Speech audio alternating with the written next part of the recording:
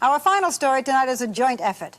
Hugh Downs and Geraldo Rivera may seem like different personalities, but they share a lot of common interests, and in the past, they've had some very good times together. Earlier this summer, they teamed up and entered a yacht race from Cape Cod to Bermuda. Would they feel the thrill of victory or suffer the agony of defeat? I think the truth is, they were just out for a very good time.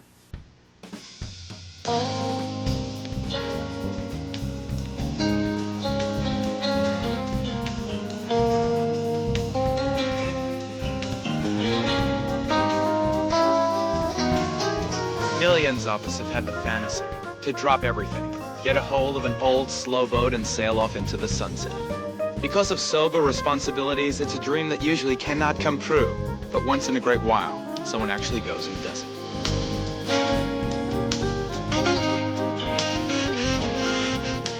As a matter of fact, almost exactly 20 years ago, at the time the popular host of NBC's Today Show, a guy by the name of Hugh Downs, went and did it.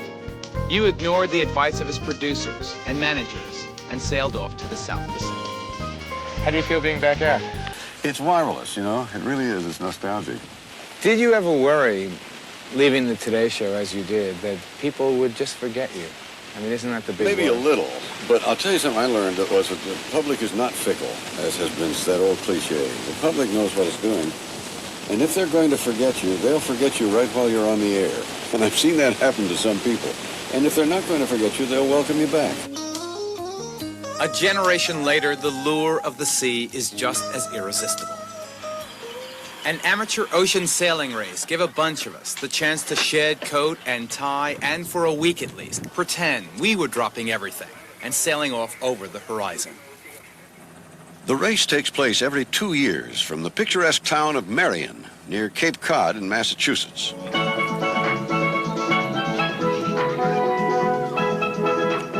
Across the North Atlantic, 635 miles to the island of Bermuda, a small British colony known for its mild climate and natural beauty. Unlike the older and better-known Newport Bermuda race, this one is strictly low-tech. It's for cruising boats rather than the powerful racing machines that you've probably seen on television competing for the America's Cup. It's a little like a race among family sedans and station wagons instead of sports cars or dragsters. We'd be sailing aboard New Wave, the sloop I bought 5 years ago, after 20 years of dreaming and about 10 years of saving.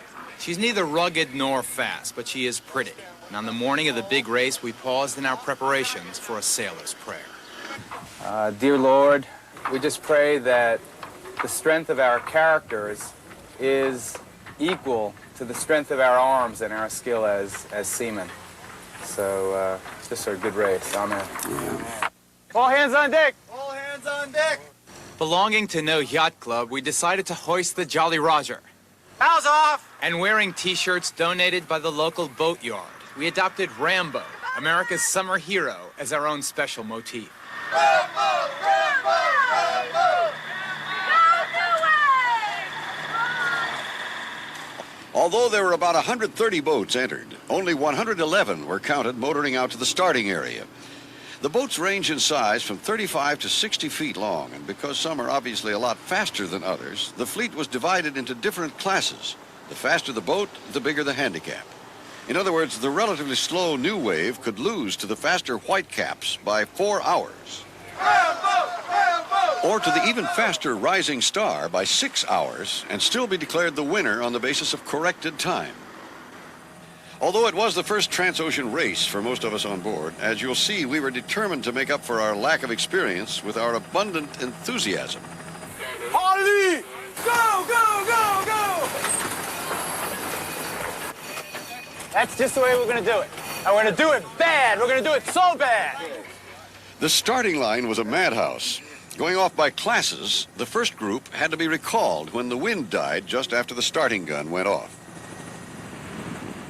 The start was rescheduled. By the time it was our turn to go, the wind had changed direction and freshened. That required the starting line to be moved at the last minute, and yachts were jockeying all over the bay to get into position. As you're about to see, that last-minute adjustment almost ended the race for us before it began. Having apparently misjudged their timing, the two boats crossing in front of us were turning back, having reached the starting line too early.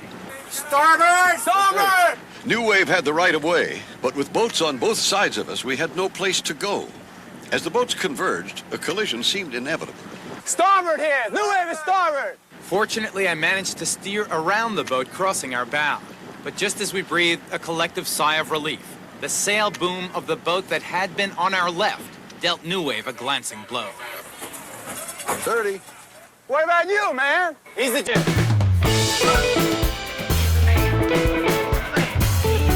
10, 9, 8, 7, 6, 5, 4, 3, 2, 1, start.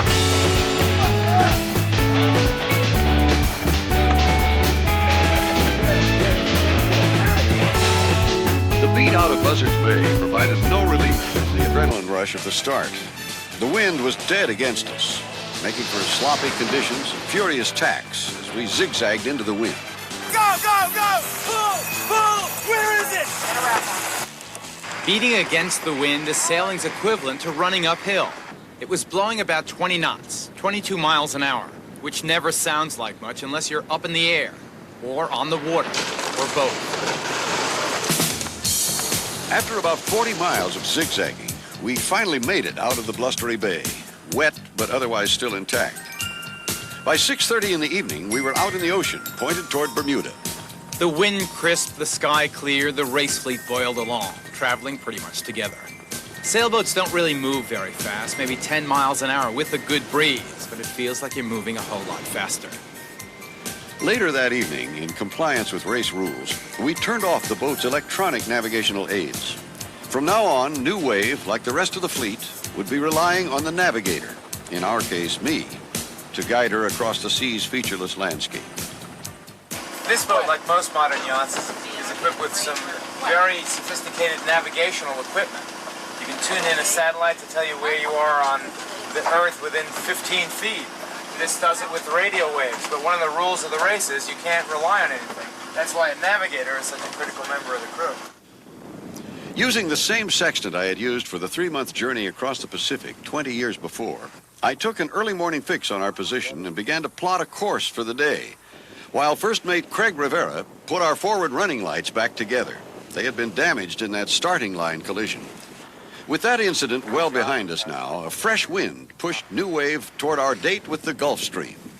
The Gulf Stream is the joker in the deck of any ocean race to Bermuda. It's like a gigantic meandering river of warm water, a fast, narrow current that cuts a path across the ocean, from the Gulf of Mexico, up the east coast of the United States, east over Bermuda, and then on toward England.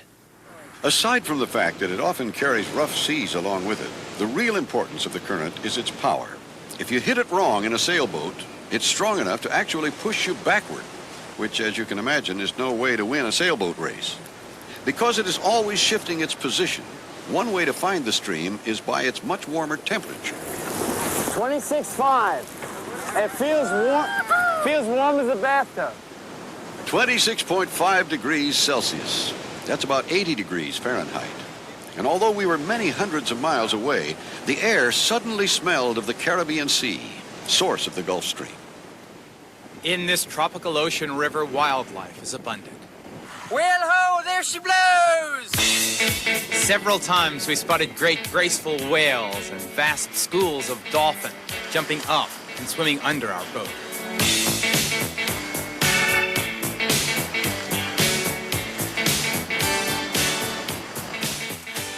Okay, how many eggers do we have? In real life, Andy McMaster is a Boston-based investment banker. On board New Wave, among his many other talents, was cooking the crew a hot breakfast. Can I have some? I'll have some. You're having some? Racing sailboats across the ocean can be a very frustrating experience, like when the wind disappears, as it was going to do several times over the course of this journey. Right, left, right, left. To prevent terminal boredom, we opened the New Wave Disco. 8 guys on board a boat this size can be a crowd. Fresh water becomes a valuable commodity to be rationed. So to prevent New Wave from becoming an ocean-going locker room, a combination of seawater and dishwashing detergent became the bath of choice. It might be the Gulf Stream, but it's still a little chilly. Craig Alexander is used to it, An avid sailor, he has spent most of the last several years at sea. At one point, the ocean became oily smooth. New Wave was dead in the water, turning in aimless circles. In the bruising heat, we were tempted to consider stealing a swim. But at precisely that moment, the double fins of a shark sunning itself broke the surface. We didn't swim. By this time, well out of radio range from the States, a couple of newsmen wondered briefly about what was going on in the outside world. You see, just as the race was beginning, we'd heard a fragmentary report about June's TWA hijacking. Even if we're not on a particular story, the hostage crisis comes to mind. You still think about it all the time. And as we're bombarded with the data, there's even a longing to get involved. I always feel it, unmistakably, on every big breaking story. And out here, when you don't get the news, the world just goes on and on and on without us. The weather continued to be wildly erratic, making it difficult for me to get accurate navigational sights. For that, you need a clear view of the sun, or the moon or stars, and the horizon. Those sights I managed were saying something my mates aboard New Wave wouldn't want to hear. We were off course, too far east. We had misjudged the strength and intensity of the Gulf Stream. I hope to God we're out of it now and not temperature failing. indicates we're out of it. Anyway, we're plowing right through it. So. Yeah, and this is the direction to go. In a mood as gloomy as the weather, Hugh and I considered the probability that we had taken an unnecessary 8 to 10 hour detour. A long shot in this race to begin with. We speculated that New Wave would be lucky to finish in the top half. Here comes the big hill. Hold on. The weather was getting worse. The seas rising, the wind began blowing like stink. Although there were brief moments of longing for the sun, we gladly did without it, just hoping the stiff wind kept blowing us in the right direction. Hey, Ooh, electricity. Little thunderstorm there. With lightning and a full gale for company, New Wave slammed toward Bermuda. In the trip's first full ocean storm, we were experiencing what came to be dubbed the Maytag effect. Pitching, plunging, rolling with the waves. We later found out that 2 boats had been dismasted, while another was so badly damaged she had to be abandoned during the same storm. Miraculously, there were no injuries. Finally, we were within range of Bermuda, and we could hear the race results coming in over the radio. At 4 in the morning, the powerful 58-foot sloop Runaway was the first boat across the line. Carried on the strong arms of the storm, we sailed into our last night at sea. Navigation was crucial now, and we needed to know our precise location. Bermuda is an island surrounded by dangerous invisible reefs, and although it's 25 miles long, the only way in or out is from the easternmost end. Finding that proved no easy task. With the wind reaching toward 40 knots, we peered through the spray, searching for the lights that marked the entrance to St. George's Harbor and the finish line nearby. Okay, now Andy, come on. Line up this white with the green to our right. Okay. At that moment, we're past the line. At about midnight, exactly 5 days, 11 hours, and 32 minutes after the starting gun, New Wave finally sailed across the finish line off St. David's Lighthouse. We're across. We made it. We made it? All right. What do we have to do? The next day at race headquarters in Hamilton, the capital of Bermuda, they had the unofficial race results posted. Of the 111 boats that had actually started the race, the overall winner, after the handicaps were figured in, was Pirate, a neat little sloop out of Hot Springs, Arkansas. New Wave had placed 49th. She would have been 6th out of the 16 boats in her class. Not bad for a bunch of racing rookies. I say would have been because a protest had been lodged against us. Remember that mini collision at the start? 30. Well, the protest committee decided it was our fault. What about you, man? New Wave had been disqualified. The next day, we told them we thought that action was grossly unfair, but the protest committee stood by its decision. We decided after thinking about it for a while to let it go. We didn't win the race anyway, and nothing could alter the fact that we had had a grand time trying. It sure looks it.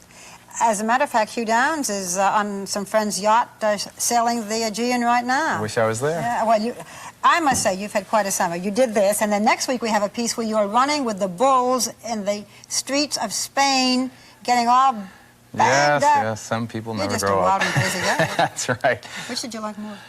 You know, sailing is lyrical Yeah. and it's a non-contact sport. I really do enjoy that more. Running with the bulls is it's so insane. I mean, as you'll see next week, it is such a crazy thing. I did it really because of I don't know, 'cause of macho pride, I guess. Yeah, but, you know, well, right? we'll talk about that next week. But it's nice to live vicariously and share your, you know, what I did with my summer vacation.